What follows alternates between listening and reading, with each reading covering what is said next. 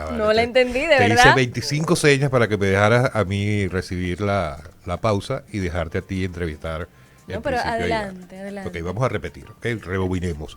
Amigos de vuelta en No se diga, no se diga más a través de Rumba 98.5. Karina, como habíamos adelantado antes de la pausa, tenemos con nosotros a la doctora Ivana Rodríguez. La doctora Ivana Rodríguez es la abogada acusadora en el caso de la joven Yokairi, que es como popularmente, por decirlo de alguna forma, se dio a conocer el caso y se ha permanentemente desde el año 2020 hasta ahora.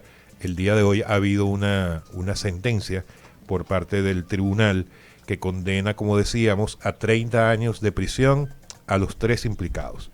E invitamos a la doctora Ivana Rodríguez porque nos parece sumamente relevante y que se sienta un precedente importante para que todos esos locos que puedan tener en mente ese tipo de delitos cojan conciencia, a ver si eso ayuda en algo.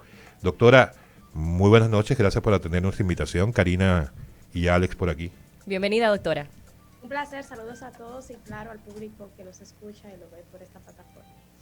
Ivana, ¿qué te parece si hacemos muy rápidamente un recuento de cómo fue este caso? Recordamos que esto ocurrió en el año 2020, pero cuéntanos de manera muy resumida cómo fue que ocurrió, por si acaso hay alguien que nos está escuchando en este momento que no logre recordarlo. Ok, el 25 de septiembre, Yokairi Amarante, del año 2020, Yokairi Amarante fue atacada por ácido del diablo. Ácido del diablo que tuvo la intención de hacerlo desde un principio su expareja. Su expareja contrata a Pedro Alexander Sosa. Pedro Alexander Sosa, a su vez, contrata a Joan Félix. Los dos últimos mencionados, a bordo de una motocicleta, esperan que Yokairi Amarante, por instrucciones de su expareja, William Antonio Javier, saliera de su lugar de trabajo y le tiran la sustancia llamada ácido del diablo. Consecuencia esta, harta conocida por todos, de que tuvo lesiones permanentes en su cuerpo y todavía queda pendiente un sinnúmero de cirugías porque se le dañó un ojo y solamente puede ver un poquito del ojo que resta por operarlo. Ok, y entonces, bueno, fue todo este proceso de septiembre de 2020 hasta el día de hoy en que se dicta una sentencia de 30 años de prisión. ¿Esto tiene algún tipo de precedente, el hecho de que esta condena sea la máxima por este caso, o ya se habían visto casos como este? ¿Qué significa que se dicte una sentencia de este nivel en un caso de agresión por ácido del diablo? En este momento es oportuno la sentencia que ha dictado el tercer tribunal colegiado del Distrito Nacional debido a la proliferación de casos de ácido del diablo en la sociedad dominicana. Existía una incoherencia con relación a los tribunales penales del país en cuanto a la asunción de los hechos, el tipo penal y la pena a imponer.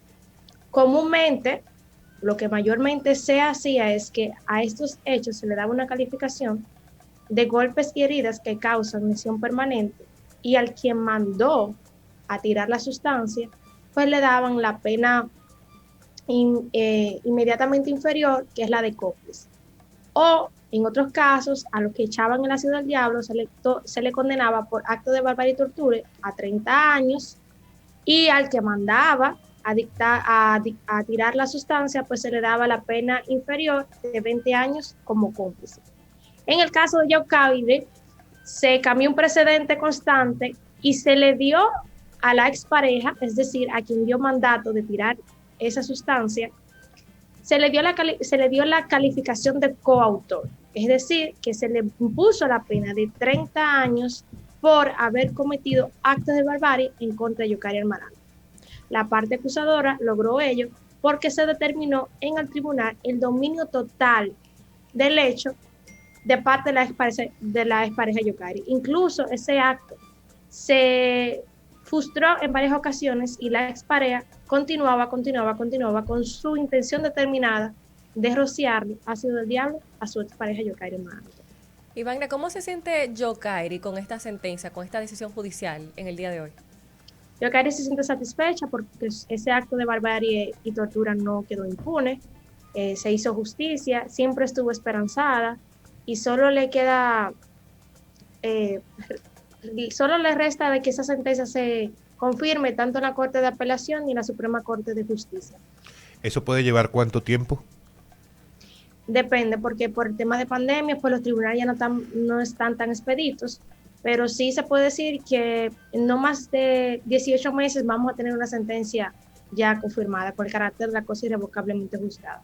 Esto, como decíamos, Ivana, esto se convierte en un hecho relevante en términos jurídicos para quizás tratar de crear conciencia en gente, como decíamos hace rato, Sí. gente que pudiera tener eso en mente. Sí, claro, es un precedente, es un elemento disociador de que no cometan eso, pero haciendo la salvedad de que Yokairi Almarante, a través de su representante legal, también hace una reflexión a la sociedad para que unan esfuerzos, para que aumenten la pena con relación a este tipo penal y que se delimite específicamente en el Código Penal, que no queda interpretación de los jueces, sino que se establezca de manera eh, muy clara en el próximo Código Penal a promulgarse. Pues muy bien. Excelente. Ivana, muchísimas gracias. Bueno, y felicitaciones por haber logrado esta sentencia. Y como siempre, un placer hablar contigo. Un placer, avanza a todos. Gracias, Que Iván. estés muy bien. Ha sido la doctora Ivana Rodríguez, abogada del equipo acusador en este caso de Yokairi Amarante, en la que, como decíamos, se dictaron hoy 30 años de prisión a los tres implicados, tanto al autor material o a los autores materiales, que fueron los dos que iban en el motor en el momento en que le rociaron la sustancia, como el autor intelectual, expareja de Yokairi.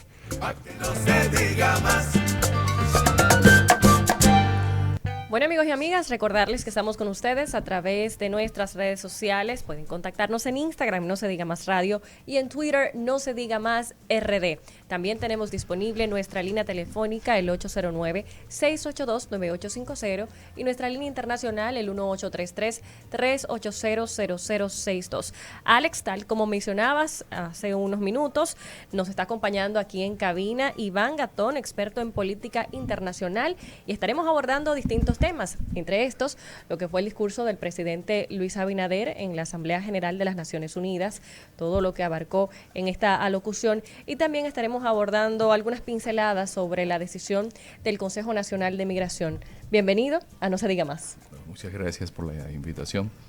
Vamos a empezar con lo del presidente Luis Abinader.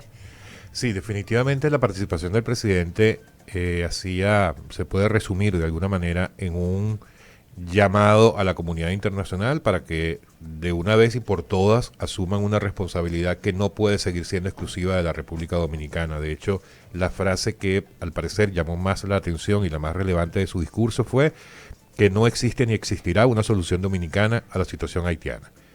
¿Qué puede significar esto en términos reales? Este llamado que probablemente muchas veces se ha hecho a lo largo de la historia. En esta oportunidad, ¿por qué creer que la comunidad internacional pudiera hacer caso a este llamado casi que a gritos del presidente Abinader? Bueno, el llamado del presidente es una demostración de los niveles de preocupación que hay al más alto nivel de las personas que están mejor informadas en el país.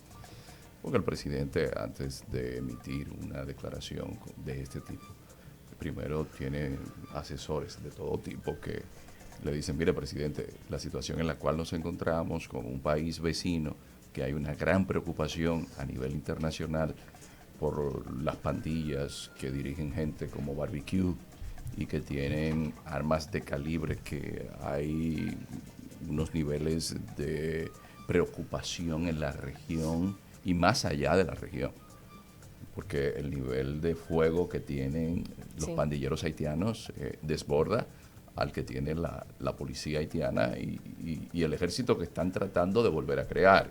Entonces estamos hablando también de un país que no tiene instituciones que usted pueda decir de una manera u otra que de una forma tal mañana podamos ver en la institucionalidad haitiana un resguardo para que lo que recomendaba el periódico haitiano Le Nouvelliste, de que la solución haitiana estaba en conseguir que más de 200.000 haitianos pudieran ser aceptados al año fuera del territorio haitiano.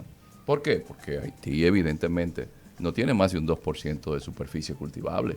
Haití tiene una tasa de natalidad muy alta. Estamos hablando de un promedio de 4 a 5 niños por cada haitiana, en menos territorio que República Dominicana.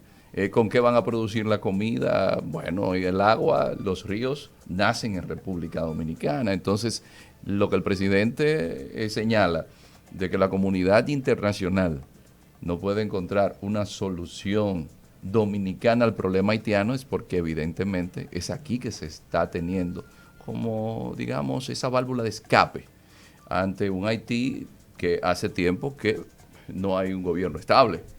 No podemos hablar de interlocutores políticos válidos. ¿Quién es el interlocutor? No hay. El interlocutor en Haití. Entonces, usted encuentra, por ejemplo, y lo decía recientemente porque un diplomático de un país muy importante en el ámbito de las relaciones internacionales, todos son importantes, pero hay algunos que tienen más incidencias que otros. Le preguntaban desde su cancillería, dígame, ¿y a quién usted tiene de interlocutor allá? Dice, no tengo. No tengo. Entonces, evidentemente, cuando el presidente dice esto, es para que nos preocupemos. Porque si es el presidente de la República quien nos está dejando ver que la comunidad internacional ve como una solución que los dominicanos sigamos teniendo en toda la geografía nacional ciudadanos haitianos, porque más del 50% de los que nacen en Haití no tienen ni siquiera identidad, porque el propio Estado no se la provee. Claro. Esto no es un tema de ser antihumano, no. Es un tema de que es como una especie de cáncer que está haciendo metástasis en República Dominicana. Porque usted tiene, por ejemplo, a veces en Haití hay motines en las pocas cárceles que hay y cruzan aquí y cometen crímenes, pero esa gente no tiene ni siquiera identidad. Pero estamos hablando de un Haití que, al igual que República Dominicana, de las costas de Colombia, está a 15 horas en lancha rápida para traer cocaína y convertir esa cocaína, como el rey Midas, de $1,200 el kilo de cocaína en las costas colombianas, del Caribe colombiano, a $8,000 cuando llega aquí y a más de $23,000 o $25,000 cuando llega a Puerto Rico. Sí. Entonces estamos hablando también de un Haití donde desgraciadamente no hay infraestructura hospitalaria, no hay sanidad. Porque la gente, yo siempre digo que de Haití se habla, pero la mayoría de la gente no conoce Haití. ¿Cuántos han ido a Haití para ver un Haití que no tiene ni hospitales, ni escuelas? Y que la comunidad internacional gasta más de $1,000 millones en militares, como fue la MINUSTAH, pero no dejó establecidas las bases para que los haitianos tengan fuentes de ingresos.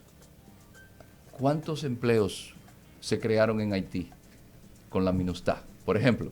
Entonces, yo creo que la espada de Damocles, y quizás porque soy un señor mayor ya y uno se ha pasado la vida estudiando y haciendo trabajos de campo y conociendo de cerca, porque no es lo mismo hablar de un tema y leerlo que usted estar in situ, donde la gente ni siquiera tiene esperanza. Incluso mi primera impresión después de un tiempo visitando distintas zonas de Haití, si yo fuese haitiano, yo no estuviera en Haití. Ni siquiera un presidente puede mantenerse porque, por ejemplo, recuerdo cuando Leslie Manigat quiso hacer una reforma tributaria y desgraciadamente vino el golpe de Estado porque hay una élite económica haitiana que tampoco tiene un compromiso con el país. Sí. Entonces, cuando no hay esperanzas en un país para una población, ¿qué tiene que hacer la gente? Emigrar. Pero nosotros en República Dominicana compartimos la misma geografía con Haití. Por eso es que la frase del presidente es lapidaria. La comunidad internacional que comprenda que no puede existir una solución dominicana al problema haitiano. Bueno, tenemos que hacer una breve pausa, señores, pero regresamos aquí en tan solo minutos a continuar conversando sobre este interesante tema. Pa' que no se diga más.